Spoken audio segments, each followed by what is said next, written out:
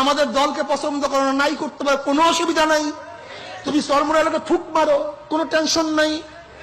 লেকিন ইসলাম বাদ দিয়া আওয়ামী লীগ, বিএনপি, জাতীয় পার্টি, জাসদ, বাসদ, নাসদ করার কোনো ইজাজত নাই, কোনো ইজাজত নাই। ইসলাম বাদ দেওয়া যাবে না।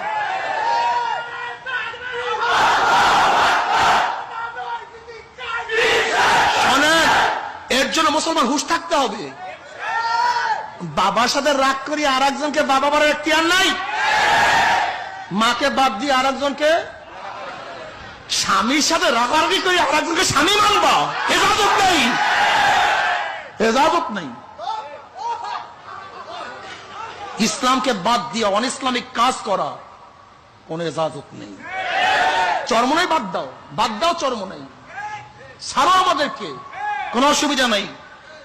কিন্তু মসজিদ বাদ দিয়া মন্দিরে ঢোকার কোন এখতিয়ার কোন মুসলমানের নেই।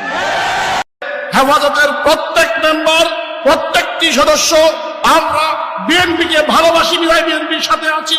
চরমোনা হুজুর একটা কথা বলেছে, পায়খানার এই পিঠো খারাপ, ওই পিঠো খারাপ, ঠিক না বে ঠিক কথা বলেন।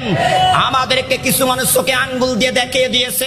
আজ আমাদের মধ্যে ওলামাই কারাম যারা, কেউ পদের লোভের কারণে, কেউ গদির লোভের কারণে ওলামাই কারাম পর্যন্ত এক প্ল্যাটফর্মে আসতে পারে না, ঐক্যবদ্ধ হতে পারে না, ঐক্যবদ্ধ হয়ে একই কোরআনের রশিকে আঁকড়িয়ে ধরতে পারে না। কথা ঠিক না বে ঠিক কথা বলেন।